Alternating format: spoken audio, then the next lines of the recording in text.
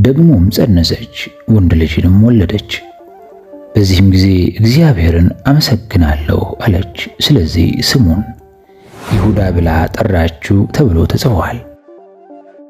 ይህ ስም የአስቆሮታዊው እጅ ገብቶ ተጠላ እንጂ በብሉይ ኪዳን ሰዎች ለወንድም ለሴትም ለማውጣት የሚመርጡት ስም ሲሆን በዕብራይስጥ ምስጉን፣ እግዚአብሔርን አመሰግናለሁ፣ በእግዚአብሔር የሚታመን ማለት ነው።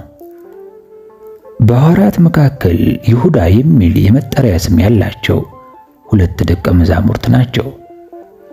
አንደኛው አብሮ በማደጉ የጌታ ወንድም ተብሎ የተጠራው ታዲዮስ ሲሆን በአስቆሮቱ ክህደት በኋላ ይህ ስም ተወዳጅ ባለመሆኑ ወንጌላዊው እውነተኛውን ይሁዳ የአስቆሮቱ ያይደለ ይሁዳ ብለው ይለዩት ሲሆን ራሱንም የያዕቆብ ወንድም ይሁዳ ብሎ ለይቷል። የአስቆሮቱ የሚለው ቅጽል ትርጉም በተመለከተ የተለያዩ ማብራሪያዎች አሉ። የመጀመሪያውና በብዙዎች ዘንድ ተቀባይነት ያለው ሐሳብ ቂርያት ከምትባል በእስራኤል ደቡብ ክፍል የምትገኝ የይሁዳ ነገድ ልጆች ከተማ የተገኘ መሆኑን የሚያሳይ ስያሜ እንደሆነ ነው። ይህ አጠራር ለይሁዳ ብቻ ሳይሆን ለአባቱ ለስምዖንም ጭምር የአስቆሮቱ የስምዖን ልጅ ተብሎ ጥቅም ላይ ሲውል መገኘቱ የከተማ ስም መሆኑን ለመረዳት ያስችላል። ሁለተኛው ትርጉም ደግሞ ጌታችን ያስተማረበት የአማራይክ ቋንቋ ሊቃውንት የሚሰጡት ማብራሪያ ነው። ስቆር ማለትም በአረማይክ ቋንቋ ቀይ ማለት ሲሆን በግሪክ ደግሞ ድህረ ቅጥያ ኦት ጋር ሲገጣጠም ባለቀዩ የሚል አገባብ ያለው ነው። ይሁዳ በሁሉም ወንጌላት የሐዋርያት ዝርዝር ውስጥ የመጨረሻው ሐዋርያ ሆኖ ተጠቅሷል። ይህ የሆነውም ወንጌላቱ የተጻፉት ይሁዳ የሐዋርያት አገልግሎትን በፈቃዱ ከተወ በኋላ በመሆኑ ያለፈውን ሲጽፍ ባስቀሩትም አንባቢ አውጥቶ ለመረዳት እንዳይቸገር ነበር። የአስቆሮቱ ከሚለው ሌላ አሳልፎ የሰጠው ይሁዳ ተብሎ ተደጋግሞ ተጠቅሷል። ስለ ጴጥሮስ ሲጻፍ 3 የካደው ጴጥሮስ፣ ስለ ቶማስ ሲጻፍ የተጠራጠረው ቶማስ የሚል ቅጽል ሳይገባ የይሁዳ ብቻ ለምን ከነጥፋቱ ተጻፈ ቢሉ ጴጥሮስና ቶማስ በአንድ ወቅት የሰሩትን የጥፋት ታሪካቸውን በንስሐ ስላጠፉትና ይሁዳ ግን ከነሐጢአቱ ያለ ንስሐ ስለሞተ ነው። የይሁዳም ትልቁ ኃጢአቱ አሳልፎ መስጠቱ ሳይሆን ንስሐ ሳይገባ ራሱን መግደሉ ነው። ስለ አስቆሮቱ ይሁዳ በመጽሐፍ ቅዱስ የተጻፈው ታሪክ እጅግ ጥቂት ሲሆን ስለ ጥንተ ታሪኩም በዝርዝር የተመዘገበ ነገር በወንጌላቱ አይገኝም። ወንጌላቱ የሚጠቁሙት የአባቱ ስም ስምዖን እንደሚባልና የደቡብ እስራኤል ቂርያት ሰው መሆኑን ብቻ ነው። ከ12ቱ ሐዋርያት ውስጥ 11ዱ ከሰሜን ገሊላ የመጡ የገጠር ሰዎች ሲሆኑ ገሊላዊ ያልሆኑና ለኢየሩሳሌም የቀረበ ብቸኛ ከተሜ ሐዋርያ ይሁዳ ነበር። ይህም ይሁዳ ራሱን ከሌሎች ከፍ አድርጎ እንዲያይ ምክንያት ሆኖታል የሚሉም አሉ። የይሁዳን ታሪክ በዝርዝር አለመመዝገቡን ምክንያት ያደረጉ የተለያዩ የተነሱ መናፍቃን በስሙ ወንጌል ከመጻፍ አንስቶ ይሁዳን እንደተቀበለ ጻድቅ ሰው፣ ለእኛ መዳን ወሳኝ እንደሆነ ተባባሪ ሰው ወዘተረፈ እያሉ ከወንጌል ትምህርት ጋር የሚጋጭ ብዙ ክደትን ዘርተዋል። ይሁዳ አሳልፎ ባይሰጠው ኖሮ ጌታ ሊሞት አይችልም ማለት በተዘዋዋሪ የመዳናችን ምክንያት ይሁዳ ነው ማለት እንዳይሆን መረዳት ይኖርብናል። እንደ እውነታው ከሆነ ግን አይሁድ ጌታችንን ለመግደል ብዙ ሙከራ አድርገው ነበር። ስለዚህ ሊወግሩት ድንጋይ አነሱ። ኢየሱስ ግን ተሰወራቸው፣ ከመቅደስም ወጥቶ በመካከላቸው አልፎ ሄደ። ስለዚህ ሊይዙት ይፈልጉ ነበር። ነገር ግን ጊዜው ገና ስላልደረሰ ማንም እጁን አልጨበጣትም፣ አልጫነበትም። ኢየሱስ በመቅደስ ሲያስተምር በግምጃ ቤት አጠገብ ይህ ነገር ተናገረ። ጊዜው ገና አልደረሰምና ማንም አልያዘውም ይላል የዮሐንስ ወንጌል ምዕራፍ 20 ቁጥር 59። ጌታችን በአይሁድ እጅ ያልተያዘው ጊዜው ስላልደረሰና ስለ ሁላችን የሚሞተው በፈቃዱ እንጂ አስገድደውት እንዳልሆነ ሲያስረዳን ነው። ስለዚህ አይሁድ ለጌታችን ያላቸው ጥላቻ ብቻ ለጌታችን ሞት በቂ መንስኤ ነበር። በወንጌል በግልጽ የተጻፈው ይሁዳ ጌታችንን አሳልፎ ለመስጠት የሄደው አይሁድ ጌታችንን ለመግደል ተማክረው ከጨረሱ በኋላ ነበር። በዚያን ጊዜ የካህናት አለቆች፣ የሕዝብም ሽማግሌዎች ቀያፋ በሚባለው በሊቀ ካህናቱ ግቢ ተሰብስበው ኢየሱስንም በተንኮል ሊያስይዙት ሊገድሉትም ተማከሩ። ነገር ግን በሕዝቡ ዘንድ ሁከት እንዳይነሳ በበዓል አይሁን አለው ይላል ማቴዎስ 26 ቁጥር 5።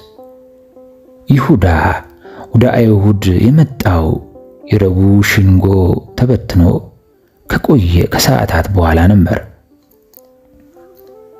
ከደቀ መዛሙርቱ መካከል አሳልፎ የሚሰጣቸው ሰው ይኖራል ብለው ለማይገምቱት አይሁድ የይሁዳ መምጣት ያልተጠበቀ ዕድል ሆኖላቸው ነበር። ሁከት እንዳይፈጠር በበዓል አንያዘው ብለው የወሰኑት በስውር አሳልፎ የሚሰጣቸው ደቀ መዝሙር እንዳለ ስላላወቁ ነበር። ሕዝብ በማይበዛበት ጊዜ ሊይዙትም አስበው ነበር። ሲሰሙም ደስ አላቸው። ብርም ይሰጡት ዘንድ ተስፋ ሰጡት የሚለው ቃል የሚያሳየው የይሁዳ መምጣት ጨርሶ ያልገመቱት መሆኑን ነው። ይሁዳም የፈሩት ሁከት ሳይፈጠር ሕዝብን በሌለበት አሳልፎ እንዲሰጣቸው ምቹ ጊዜ ይፈልግ ነበር። ከዚህ የምንረዳው ጌታችን ተሰቅሎ እንዲሞት የይሁዳ ድርሻ እጅግ ወሳኝ እንዳልነበረና የእርሱ ሚና ያስፈለገው በስውር እንዲያዝ ለማመቻቸት መሆኑ ነው። ይሁዳ ጌታ የሚያዝበትን ሂደት አፈጻጸሙን ያለ ችግር በማፋጠን ጌታ ብቻውን ሲሆን አይቶ በመንገር በጨለማ ለመለየት እንዲችሉ በመጠቆም ረዳቸው እንጂ ጌታን ለመግደልማ ሊቀ ካህናቱ በግልም በማህበርም ከወሰኑ ቆይተዋል። የማይሰሙት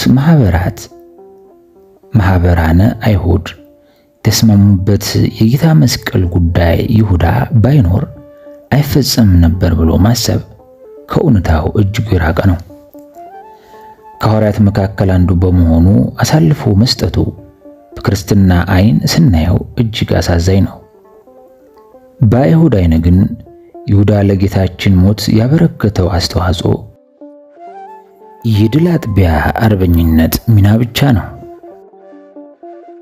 ይሁዳ የመረጠው ጌታ ይሁዳ ጌታውን አሳልፎ ሊሰጥ ከመሄዱ ከሰዓት በፊት ጌታችን በቢታንያ በለምጻሙ ስምዖን ቤት ተገኝቶ ነበር። ቅዱስ ዮሐንስ አፈወርቅ እንዳለው ዝማ የነበረችው ባለሽቷዋ ማርያም ይህን ስትሰማ በለምጻሙ ስምዖን ቤት ሳይጠየፍ ከተገኘና ከፈወሰው የእርሷንም የነፍሷን ዕድል እንደሚያነጻላት ተስፋ አድርጋ ገሰገሰች። በፍጹም ንስሐና የልብ መሰበር ወደ ጌታችን ቀርባ በውድ ዋጋ የገዛችውን የአልባጥሮስ ብልቃጥ ሽቶ ያላንዳች ስስት በክርስቶስ ላይ አፈሰሰችው። ቤቱ በናርዶስ ሽቶ መዓዛ ተሞላ። የሴቲቱንም ንስሐም ጌታችን እንደ ሽቱ በጎ መዓዛ ተቀበለላት። ይህ የሽቱ መዓዛ ግን ለአስቆሮቱ ይሁዳ አፍንጫ አስደሳች መዓዛ አልሆነም። ቅዱስ አውግስጢኖስ እንዲህ አለ፣ ለእነዚህ ለሞት የሚሆን የሞት ሽታ፣ ለእነዚያ ለሕይወት የሚሆን የሕይወት ሽታ ነን የሚለውን የቅዱስ ጳውሎስ ቃል በማጣቀስ ሴቲቱ ካፈሰሰችው ሽቱ የሚወጣው የሕይወት ሽታ ለአስቆሮቱ ይሁዳ የሞት ሽታ ሆነበት ይላል። በእርግጥም የሽቱ መዓዛ የአንዲትን ነፍስ ወደ እግዚአብሔር መመለስ የሚያውጅ መዓዛ ነበር። የሰማይ መላእክት በአንዲቱ የባከነች ኃጢአት ነፍስ መመለስ ደስ ሲሰኙ፣ ይሁዳ ግን ያሳሰበው የሽቱ መባከን ነበር። ከዚህ ሴት ነፍስ ዋጋ ይልቅ የይሁዳ ጭንቅላት ሲያሳስበው የነበረው ሽቱ አሁን ባለው ገበያ ስንት ሊያወጣ ይችላል እያለ ነበር። የአንዲት ነፍስ ዋጋም ከዓለሙ ሁሉ ዋጋ ይበልጣል። ይሁዳ ግን ከዓለም ከሚበልጠው የሰው ነፍስ መመለስ ይልቅ የአንድ ብልቃጥ ሽቶ ጉዳይ አንገበገበው። ይህ ጥፋት ምንድነው? ሽቶ ለ300 ዲናር ተሽጦ ለድሆች ያልተሰጠ ስለምንድን ነው አለ። በተሰበረ ልብም ለመመለስ በጌታዋ ፊት ራሷን ያዋረደችውን ሴት የሚያሸማቅቅ ጥፋተኝነት ስሜት እንዲሰማት የሚያደርግና ጌታችን እንዳለው የሚያደክም ንግግርን ተናገረ። ስለ ድሆች ማሰብ መልካም ነው፣ ጌታችንም ከሚቀበል ይልቅ የሚሰጥ ብፁዕ ነው ብሎ አስተምሯል። ለድሆች ምጽዋት እንዲሰጥ ማዘዙም ሐዋርያቱ ሲያዩት የሚኖሩት ልማድ ነበር። ሰዎችን መርዳት ግን ነፍሳቸውን ከማዳን ሥራ አይበልጥም። በቤተ ክርስቲያን የሚደረግ ማንኛውም የእርዳታ ሥራ ሁሉ ነፍሳትን ወደ እግዚአብሔር አስተምሮ ከመመለስ አገልግሎት የበለጠ ስፍራ እንዲሰጠው ማድረግ የይሁዳን አስተሳሰብ ማራመድ ይሆናል። እንደ እውነታው ከሆነ ግን ይሁዳን ያስጨነቀው የድሆች ጉዳይ አልነበረም። ቅዱስ ዮሐንስ ይህንም የተናገረ ሌባ ስለነበር እንጂ ለድሆች ተገዶላቸው አይደለም፣ ከረጢትም ይዞ በውስጡ ከሚገባው ይወስድ ስለነበረ ነው በማለት እውነታውን ጽፏል። ይሁዳ ከሐዋርያት መካከል የሙዳየ ምጽዋቱ ባለ አደራ ነበር። ከክፉዎች መናፍስትና ከደዌም ተፈውሰው የነበሩ አንዳንድ ሴቶች፣ እነርሱም 7 አጋንንት ይወጣላት የመግደላዊት የምትባል ማርያም፣ የሄሮድስ አዛዥ የኩዛ ሚስት ዮሐናም፣ ሶስናም ብዙዎቹ ሌሎችም ሆነው በገንዘባቸው ያገለግሉት ነበር። እነዚህ ምዕመናን ከደዌና ከመናፍስት እስራት ላላቀቃቸውና ስለታቸውን ልመናቸውን ለሰማቸው ጌታ በፍቅር የሚሰጡትን ገንዘብ በከረጢት የሚይዘው የአስቆሮቱ ይሁዳ ነበር። ይሁዳ ምዕመናን ከእንባቸው ቀላቅለው የሚሰጡትን በፍቅር የሚያቀርቡትን የሚያበረክቱን ገንዘብ እያነሳ ለራሱ ይወስድ ነበር። 300 ዲናር ያወጣል ብሎ የገመተው ሽቱም ተሽጦ ቢሆን ኖሮ ቀድሞ የሚገባው ከድሆች ሳይሆን ከይሁዳ ኪስ ነበር። ጌታችን እንዲህ አይነት ታማኝነት የሚጠይቅ የኃላፊነት ቦታ ላይ ሌባ የነበረው ይሁዳ ለምን አስቀመጠው? ከሐዋርያት መካከል ለገንዘብ ያዥነት ሥራ የሚቀርበውስ ማቴዎስ አልነበረምን? ማቴዎስ ያለውን ለድሆች ሰጥቶ ጌታን የተከተለ በሮም መንግሥት ግብር ሰብሳቢ ባለሙያ የነበረና ሰፊ ልምድ ያለው ሰው አይደለምን? ጌታችን ግን ቅዱስ ማቴዎስን ትቶ ስርቆት የለመደውን ይሁዳን ሾመው። ማናችንም እንዲሰርቅ የምናውቀው ሰው በምንም አይነት ገንዘብ ያዥ አናደርገው። ሌላው ቀርቶ ሌቦች ራሳቸው እንኳ የሰረቁትን ገንዘብ የሚጠብቅ ዘበኛ ታማኝ እንዲሆን ይፈልጋሉ። ታዲያ ጌታችን ሁሉን እያወቀ ይሁዳን ለዚህ ሥራ ለምን ሾመው? ቅዱስ አውግስጢን በዮሐንስ ወንጌል ትርጓሜ እንዲህ ይላል። ክርስቶስ ይሁዳን በዚህ ኃላፊነት የሚጠይቅ ቦታ ላይ ሌባ የሆነን ሰው ለምን አስቀመጠ? ቤተ ክርስቲያን ለረጅም ዘመናት ሙዳየ ምጽዋትን በሚዘርፉ ሌቦች እንደምትሰቃይ ለማስተማር ነው። ሙዳየ ምጽዋት የመዝረፍ ልማድ ያለበት ሰው ደግሞ ስለ ገንዘብ ሲል ጌታውን አሳልፎ ለመስጠት አያመነታም ይላል። ጌታችን ይሁዳ እንደሚሰርቅ ቢያውቅም በሐዋርያቱ ፊት ግን አላጋለጠውም። እስከ መጨረሻው ምሽትም ሐዋርያት የሚያውቁት ታማኝ መሆኑን ነበር። ይሁዳ ሲወጣ ባዩ ጊዜም ይሁዳ ከረጢቱን የያዘ ስለሆነ ኢየሱስ ለበዓሉ የሚያስፈልገንን ግዛ ወይም ለድሆች ምጽዋት እንዲሰጥ ያለው ለእያንዳንዱ መስሏቸው ነበር። ጌታችን የይሁዳን ስርቆት ያላጋለጠውና በሹመቱ ያቆየው በተጣለበት አመኔታና በጌታው ትዕግስት ልቡ ተነክቶ እንዲመለስ መንገድ ሊሰጠው ነበር። ገንዘብ ያዥነቱ ጌታውን ለመሸጥ የሚያስገድድ የገንዘብ እጥረት የማያጋጥመው ሰው ስለሚያደርገው ይሁዳን ምንም ምክንያት ሊያቀርብ የማይችል ያደርገዋል። የይሁዳ ችግር የገንዘብ እጥረት ሳይሆን የገንዘብ ፍቅር ነበር። ገንዘብን መውደድ የክፋት ሁሉ ስር ነውና ይሁዳም ይህን ሲመኝ ከሃይማኖት ተሳስቶ በብዙ ስቃይ ራሱን ወጋ። በይሁዳ በሽታ የምትሰቃዩ ገንዘብ የምትወዱ ሆይ ስሙ። ገንዘብ ከማግበስበስ ጥማታችሁ ራሳችሁን ጠብቁ። ከክርስቶስ ጋር የኖረው ተአምራትን ያደርግ የነበረው የጌታን ትምህርቶች ሁሉ የተማረው ይሁዳ ከዚህ በሽታ ነፃ ባለመሆኑ ምክንያት ወደ ጥፋት ጉድጓድ ለመውደቅ ከበቃ ቃሉን ለመስማት ጊዜ ያላችሁና በጊዜያዊ ነገር የተወጠራችሁ እናንተማ እንዴት አትወድቁም? በማለት ቅዱስ ዮሐንስ አፈወርቅ አስተምሮ ነበር። አክሎም ገንዘብን አለመጥገብ ብዙ ኃጢአትን ያስከትላል። ከገንዘብ ጥማት ውስጥ ሰውን መግደል ይወለዳል። ጠብና ጦርነቶች ይቀሰቀሳሉ። እናንተ ምንም ብላችሁ ልትጠሩት ትችላላችሁ። ሁሉም ክፋት ግን ከገንዘብ መውደድ ይመነጫል። ነፍስ ድሃ ከሆነች ከገንዘብ የሚገኝ ምንም ትርፍ የለም። ነፍስ ባለጸጋ ከሆነች ምንም አይነት ኪሳራ የለም ይላል። ይሁዳ ወደ ካህናት አለቆች ሄዶ ምን ልትሰጡኝ ትወዳላችሁ? እኔም አሳልፌ እሰጣችኋለሁ አላቸው። የካህናት አለቆች ይሁዳ ጌታውን አሳልፎ እንዲሰጣቸው ምን ተመጣጣኝ ነገር ሊሰጡት ይችላሉ?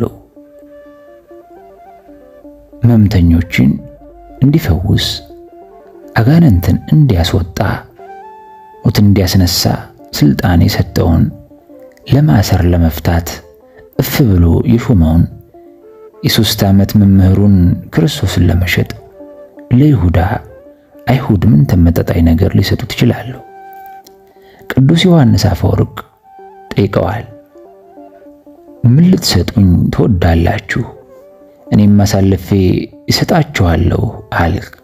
እስኪ ንገረኝ፣ ክርስቶስ ያስተማረህ ይሄንን ነበር? ወርቅ ወይም ብር ወይም ናስ በመቀነታችሁ አትያዙ ብሎ አላስተማረህምን? ይለዋል። ይሁዳ ግን አሳልፎ ለመስጠት ወሰነ። ጌታችን ለሁለት ጌቶች መገዛት የሚቻለው ማንም የለም። ወይም አንዱን ይጠላል ሁለተኛውንም ይወዳል፣ ወይም ደግሞ ወደ አንዱ ይጠጋል ሁለተኛውንም ይንቃል። ለእግዚአብሔርና ለገንዘብ መገዛት አትችሉም ብሎ አስተምሮ ነበር። ይህን ትምህርት ቁጭ ብሎ የተማረው ይሁዳም ለሁለት ጌቶች መገዛት አልተቻለውም። ከእግዚአብሔርና ከገንዘብ ገንዘብን መረጠ። ጌታውን ጠልቶ ገንዘብን ወደደ። ጌታውን ንቆ ወደ ገንዘብ ተጠጋ። ይሁዳ ለካህናት አለቆች ለድርድር አላስቸገራቸውም። ምን ልትሰጡኝ ትወዳላችሁ ብሎ እድሉን ለእነርሱ አሳልፎ ሰጣቸው። ከሚገምቱት በታች በትንሽ ዋጋ ጌታውን ለመሸጥ ተስማማ። ሰማይና ምድርን የፈጠረ አምላክ በባሪያ ዋጋ ሊሸጠው ተስማማ። ለእርሱ የተርሴስና የደሴቶች ነገሥታት ስጦታ ያመጣሉ። የአረብና የሳባ ነገሥታት እጅ መንሻ ያቀርባሉ ተብሎ የተነገረለትን ጌታ ሰብአ ሰገል በብዙ ድካም ተጉዘው መጥተው ሳጥናቸውን ከፍተው ወርቅ፣ ዕጣን፣ ከርቤን እጅ መንሻ አድርገው ያቀረቡለትን ጌታ ይሁዳ ለ30 ብር ሸጠው።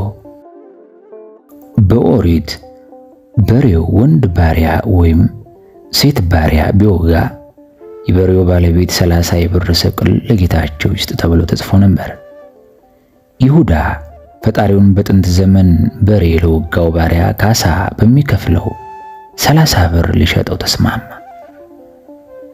በቤተ ክርስቲያናችን በየዕለቱ ተአምረ ኢየሱስ ከማንበቡ በፊት የሰማይ የምድር ጌታ ኢየሱስ ክርስቶስ ሆይ በበትር መመታትህና ለጥቂት ብር እንደ ባሪያ መሸጥህ ለእኔ ኃጢአት ከራከርልኝ የምትለው ለዚህ ነው።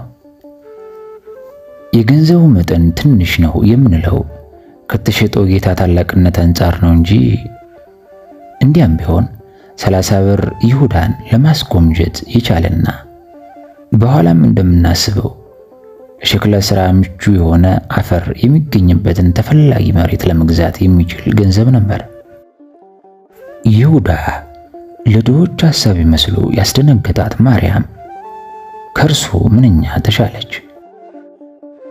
ቅዱስ ማቴዎስ የእርሷን የንስሐ ታሪክ ከይሁዳ ክደት ጋር በዚያን ጊዜ በሚል ቃል አያይዞ የጻፈው ያለ ምክንያት አልነበረም። በዝሙት የኖረችው ሴት በገንዘቧ ነፍሷን ስታተርፍ፣ ሐዋርያው ይሁዳ ግን ለገንዘብ ነፍሱን አጣ። ለእርሱ ጌታውን የሸጠ የመሰለው እሱ በ30 ብር የሸጠውስ የገዛ ነፍሱን ነበር። ብዙ ትምህርት ያልተማረችው ማርያም 300 ዲናርን እንደ ተራ ነገር ቆጥራ ከጌታ በታች ስትጥል 3 ዓመት የተማረው ይሁዳ ግን ጌታውን እንደ ተራ ነገር ከ30 ብር በታች ጣለ። ቅዱስ ቄርሎስ ዘእስክንድርያ እንዲህ ይላል፣ ይሁዳ ለማይጠቅም ሳንቲም ክርስቶስ ጋር መሆኑን አጣ። በእግዚአብሔር ፊት ያለውን ተስፋ ገታው። ለጌታ እውነተኛ ተከታዮች የተዘጋጀውን ማዕረግ፣ አክሊል፣ ሕይወትና ክብር አጣ። ይሁዳ ብዙ ተአምራት ከማድረግ የሚደርስ ትልቅ ክብር ተሰጥቶት ነበር። አጋንንትን ለማውጣት፣ ድዌዎችን ለመፈወስ ተሾሞ ነበር። ከዚህ ሁሉ በኋላ ግን ተሰናከለ። እኛም ተአምር ያደረገው ሁሉ ይጸድቃል ብለን እንዳንታለል ይሁዳ መሳያ ነው። ገንዘብን መውደዱ ግን ጌታ ሆይ በስምህ ተአምራት አላደረግንምን ይሉኛል፣ እኔ ግን አላውቃችሁም እላችኋለሁ ከተባሉት ጋር እንዲደመር አሰነካክለው። መጽሐፈ መነኮሳት እኛም የቱንም ያክል ጽኑ መንፈሳዊ ብንሆን እንኳን ምን ባጠፋ እንደ ይሁዳ እንኳን አልሆንም ብለን እንዳንዘናጋ ያስጠነቅቀናል። ሐዋርያም ብትሆን፣ ጋኔን ብታወጣ፣ ተአምራት ብታደርግ ይሁዳ ሐዋርያ ከተባለ በኋላ ጋኔን ካወጣ በኋላ በፍቅረ ነዋይ ሰይጣንና የጥፋት ልጅ እስከ መባል ደርሶ እንድትሰነካከለ አሰብ። የይሁዳ እግሮች። ይሁዳ ጌታችንን አሳልፎ ለመስጠት ከአይሁድ ጋር የተስማማው ረቡዕ ዕለት ነበር። ይህን ስምምነት አድርጎ እንደጨረሰ ወደ ጌታና ወደ ደቀ መዛሙርቱ ማህበር ተመለሰ። ከረቡዕ ጀምሮ እስከ ሐሙስ ማታ ድረስም ከጌታ ፊት ምንም እንዳልተፈጠረ ሆኖ አሳለፈ። ይህም በትክክል ይሁዳ ምን አይነት አስመሳይና ክፉ ሰው እንደነበረ ያሳያል። ቅዱስ ጴጥሮስ ሁኔታዎች አስፈርተውት ጌታን ለ3ኛ ጊዜ አላውቀውም ብሎ ከካደ በኋላ ጌታችን ለአንድ አፍታ ቀና ብሎ ስለተመለከተው ብቻ ጌታውን ፊት በድፍረት ለመመልከት አቅም አጥቶ መራራ ለቅሶን እያለቀሰ ከአጥር ውጭ ወጥቶ ነበር። ይሁዳ ግን አሳልፎ ሊሰጠው ከተስማማባት ሰዓት ጀምሮ ድምፁን አጥፍቶ ከጌታችን ጋር እንደወትሮው አብሮ ሲቀመጥ አንድ ጊዜ እንኳን አልተሸማቀቀም። ልብ አድርጉ። በራሱ ሐሳብ አመንጭነት ራሱ ወደ አይሁድ ሸንጎ ሄዶ ብር ለመቀበል ተስፋ ተቀብሎ ከመጣ በኋላም የጌታችንን አይኑን እያየ አሳልፌ የምሰጥህ እኔ እሆንን ብሎ ለመጠየቅም ድፍረት ነበረው። በዚያች ሰዓት እንደ ዳታንና አቤሮን መሬት ተሰንጥቃ ስላልዋጠችው ምላሱ ከጉሮሮ ጋር ስላልተጣበቀ በድፍረትና በመናቅ በእውነተኛው ጌታ ላይ ተናገሩት የሽንገላ ከንፈሮች ዲዳ ባለመሆናቸው የፈጣሪን ትዕግስቱን እናደንቃለን። ሁሉን የሚያውቀው ጌታ ግን ይሁዳ ሊሸነግለው ሞከሩን ቢያውቅም አንተ አስመሳይ ብሎ አላዋረደው። የእግዚአብሔር ነቢይ ኤልሳ ሎሌው ግያዝ የማይገባውን ገንዘብ ከለምጹ ካነጻው ከሶርያዊው ንዕማን ተቀብሎ ቤቱ ወስዶ ከሸሸገ በኋላ ምንም እንዳልተፈጠረ ሆኖ ከፊቱ መጥቶ ሲቆም ግያዝ ሆይ ከወዴት መጣ ብሎ ጠይቆት ነበር። ግያዝም እኔ ባሪያህ ወዴትም አልሄድኩም አለ። ኤልሳም ልቤ ካንተ ጋር አልሄደምን ብሎ ያደረገውን እንዳወቀበት ከነገረው በኋላ የንዕማን ለምጽ በአንተ ላይ ይጣበቃል ብሎ ረግሞት እንደነበረ እንደ በረዶም ለምጻም ሆኖ እንደወጣ ይናገራል። ሐዋርያው ጴጥሮስም ሐናንያን ሰጲራን የተባሉ ባልና ሚስት ገንዘባቸውን ከቤታቸው ሸሽገው መንፈስ ቅዱስን ሊያታልሉና በማስመሰል በፊቱ ሲቆሙ እግዚአብሔርን እንጂ ሰውን አልዋሻቸውም ብሎ በካህን ቃሉ ተናግሮ ተቀስፈው እንዲሞቱ አድርጓቸዋል። የነቢያትና የሐዋርያት አምላክ ኢየሱስ ክርስቶስ ከኤልሳና ከጴጥሮስ በላይ የልብን የሚያውቅና መቅጣት የሚቻለው ነው። ሆኖም ከአይሁድ ጋር ሊሸጠው ተዋውሎ የመጣው ይሁዳ ዓይኑን በጨው አጥቦ አሳልፌ የምሰጥህ እኔ እሆንን እያለ ሲዘብትበት በታላቅ ትዕግስት ዝም አለው። ነቢያትንና ሐዋርያትን ሊያታልሉ የሞከሩ ሰዎች እንዲህ ከተቀጡ የነቢያት አምላክ ሊያታልል የሞከረ እንዴት ልቅ የሚብስ ቅጣት የሚገባው ይመስላችኋል? ከሁሉም ልብ የሚሰብረው ሐሙስ ምሽት የሆነው ነገር ነው። ጌታችን ከእራት ተነሳ፣ ልብሱንም አኖረ፣ ማበሻም ጨርቅ ወስዶ ታጠቀ። በኋላም በመታጠቢያው ውሃ ጨመረ። የደቀ መዛሙርቱንም እግር ሊያጠብና በታጠቀበትም ማበሻ ጨርቅ ሊያብስ ጀመረ። የእግር ሹራብ በማይደረግበትና ክፍት ጫማ በሚደረግበት በዚያ ዘመን ቀኑን ሙሉ ሲጓዝ የዋሉበትን የሐዋርያቱን በአቧራ ያደፈ እግሮች ሊያጥብ ተነሳ። በእስራኤል ባህል እግር ማጠብ የሎሌዎች ሥራ ቢሆንም የሰማይና የምድር ንጉሥ ግን በትሕትና እንደ ሎሌ ሆነ። ጌታችን አጎንብሶ የደቀ መዛሙርቱን እግር ሲያጥብ ይሁዳም ሊታጠብ ተራውን ይጠብቅ ነበር። ጌታውን ሊሸጥ በተስማማበት ማግስት ጌታችን አጎንብሶ እግሩን አጠበው። ወሐፀበ እግረ ይሁዳ አስቆሮታዊ ዘገቦ የሚያስይዘውን የአስቆሮቱ የይሁዳንም እግር አጠበ እንዲል ከአንድ ቀን በፊት ክፋትን ለማሴር ወደ አይሁድ ካህናት ግቢ የሮጡትን የይሁዳን እግሮች ጌታችን አጎንብሶ አጠባቸው። ከጥቂት ደቂቃዎች በኋላ ሊያስይዘው ወደ አይሁድ የሚሮጥባቸውን እግሮች የሚይዙትን ወታደሮች እየመራ ወደ እርሱ የሚመልስባቸውን እግሮች አጠበለት። ምንም እንኳን በነገው ዕለት እግሮቹን እንዲቸነከር አሳልፎ የሰጠው መሆኑን ቢያውቅም ሰውን ወዳጁ ክርስቶስ ግን የአስቆሮቱ ይሁዳን ለመጨረሻ ጊዜ እግሩን አጥቦ ተሰናበተው። እንደ ነቢዩ ዳዊት አቤቱ ምሕረትን እንዴት አበዛ ከማለት በቀር በምን አንደበት ልንናገር እንችላለን?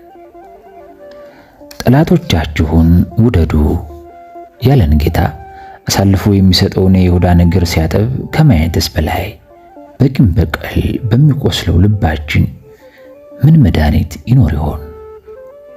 ይሁዳ ሆይ እስኪ አንድ ጊዜ ንገረን፣ ጌታ አጎንብሶ እግርህን ሲያጥብህ እንዴት አስቻለ?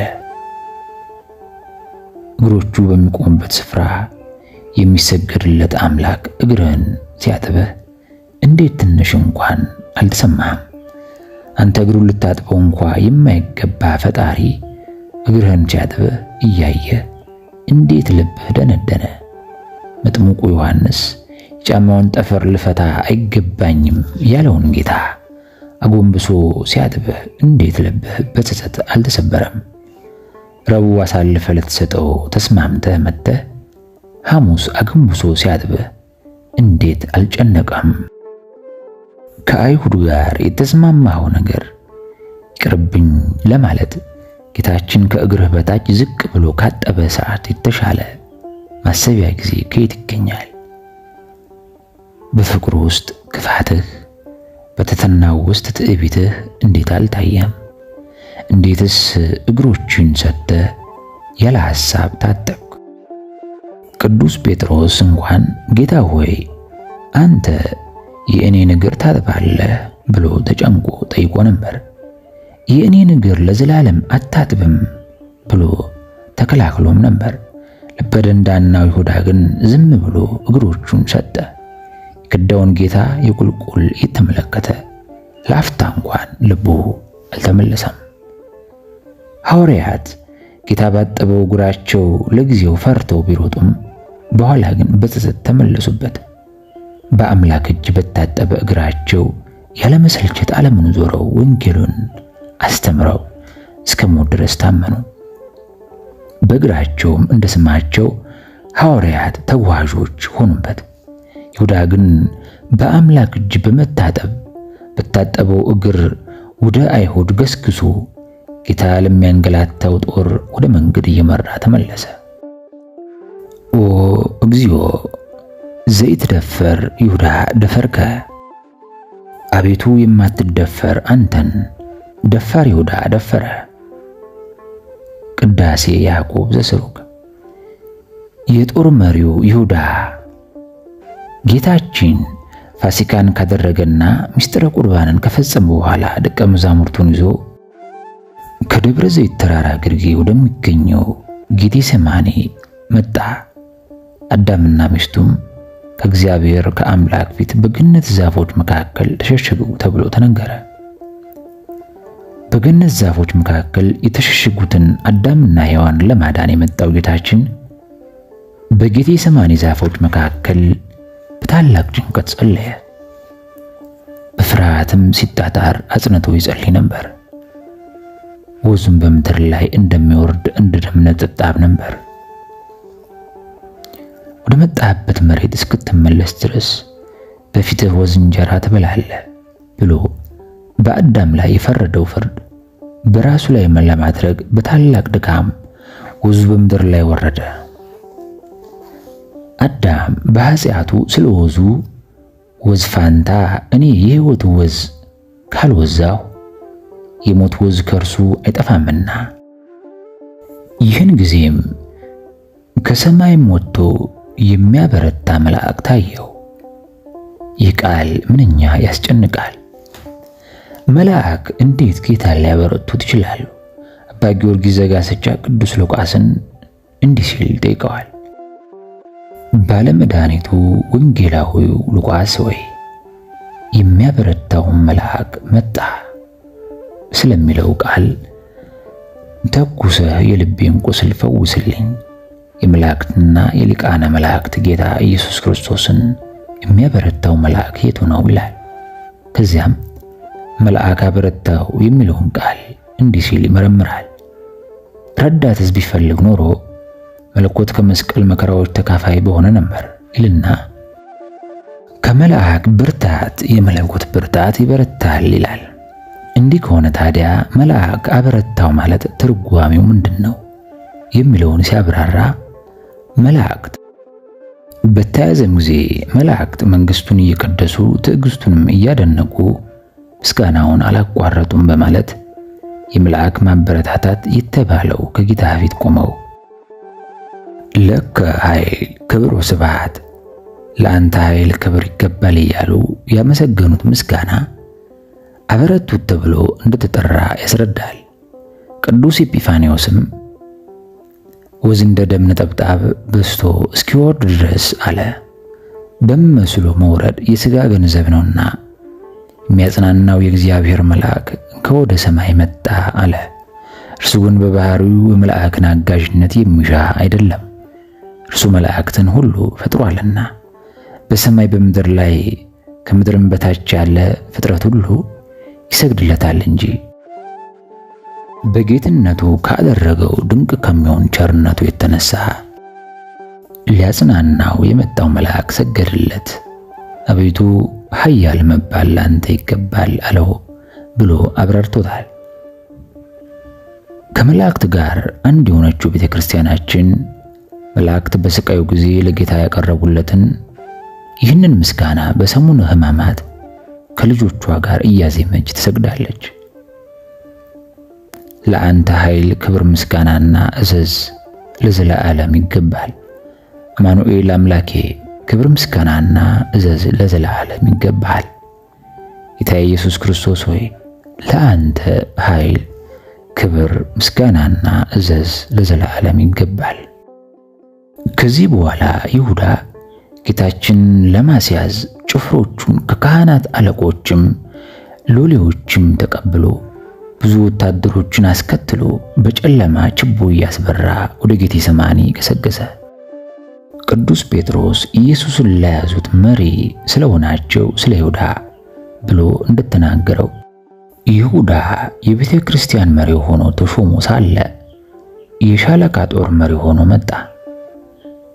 በመላእክት ታጅቦ ከመሄድ ይልቅ በወታደሮች መታጀብን ወደደ። ከአዲስ ኪዳን ሊቀ ካህናት ከክርስቶስ ከመጀመሪያዎቹ ቀሳውስት ጋር አብሮ ሊሆን ተመርጦ እያለ ክህነታቸው ካለፋቸው ከኦሪት ሊቃነ ካህናት ጋር መሆንን መረጠ። በምድርም በሰማይም ለማሰር ስልጣን ከተሰጣቸው ጋር መቆጠሩን ንቆ በምድር ብቻ ማሰር ከሚችሉ ወታደሮች ጋር ተሰለፈ።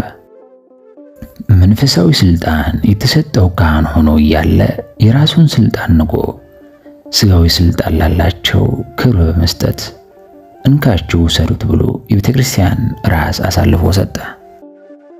ጌታችን የሚያዝበትን ዕቅድ የነደፈውና ለወታደሮቹ የቅድሚያ ትእዛዝ የሚስጥር ኮድ የሰጣቸውም ራሱ ይሁዳ ነበር። የምስመው እርሱ ነው፣ ያዙት፣ ተጠንቅቃችሁም ውሰዱት የሚል ዝርዝር መመሪያም አስቀድሞ አስተላልፎ ነበር። ስለዚህ ቃል በገባው መሰረት ወደ ጌታችን ቀርቦም መምህር ወይ ሰላም ላንተ ይሁን ብሎ ሳመው። ይሁዳ ከመሳሙ በፊት ለጌታችን ዘለግ ያለ ሰላምታን አቀረበ።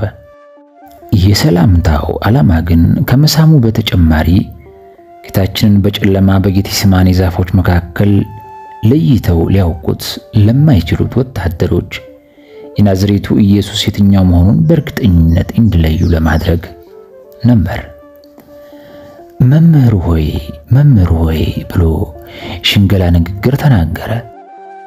ረቢ መምህር ሆይ በሚለው መጠሪያ እንደሚደሰቱና በገበያም ሰላምታና መምህር ሆይ ተብለው ጠሩ ይወዳሉ ተብሎ እንደተነገረላቸው ጻፎችና ፈሪሳውያን ጌታችንን ሊሸነግለው ሞከረ።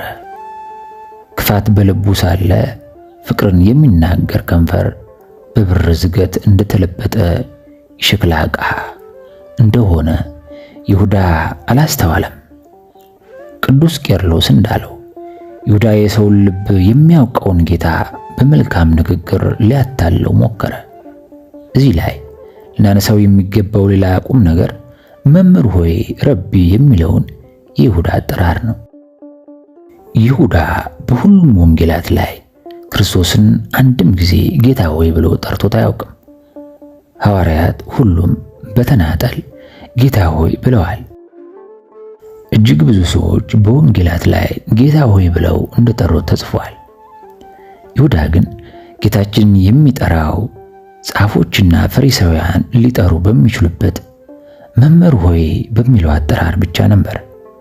ሰው ክፉ ሊያደርግበት የፈለገውን ሰው አስቀድሞ ማንነቱን በመካድ እንደሚጀምር ይሁዳም ጥላቻው ጌትነቱን አስካደው። ይህንን በግልጽ የሚያሳየን በምሴተ ሐሙስ የሆነው ነው። ሲበሉም ኢየሱስ እውነት እላችኋለሁ ከእናንተ አንዱ እኔን አሳልፎ ይሰጣል አለ። በዚህን ጊዜ የደቀ መዛሙርቱ እጅግ አዝነው እያንዳንዱ ጌታ ሆይ እኔ ሆንን ይሉት ጀመር። አሳልፎ የሚሰጠው ይሁዳ መልሶ መምህር ሆይ እኔ ሆንን አለ። ጌታችን ደቀ መዛሙርቱ እናንተ መምህርና ጌታ ትሉኛላችሁ፣ እንዲሁ ነኝና መልካም ትላላችሁ ብሎ ነበር። ይሁዳ ግን መምህር እንጂ ጌታ እንዳለው በወንጌል አልተጻፈም። ይደንቃል። ይሁዳ እንደ ዮሐንስ ጌታ እኮ ነው፣ እንደ ቶማስ ጌታዬ አምላኬ ሲል አልተጻፈም። ይህም ያለ ምክንያት አይደለም። ይሁዳ የኢየሱስ ክርስቶስ አምላክነት ላይ ሙሉ እምነት ስላልነበረው ነው። ኢየሱስ የማያምኑት እነማን እንደሆኑ አሳልፎ የሚሰጠው ማን እንደሆነ ከመጀመሪያ ያውቅ ነበርና፣ ስለዚህም አሳልፎ ሲሰጠው በተለመደው አጠራሩ መምህር ሆይ ብሎ ጠራው። መምህር ሆይ ብሎ ጠራው።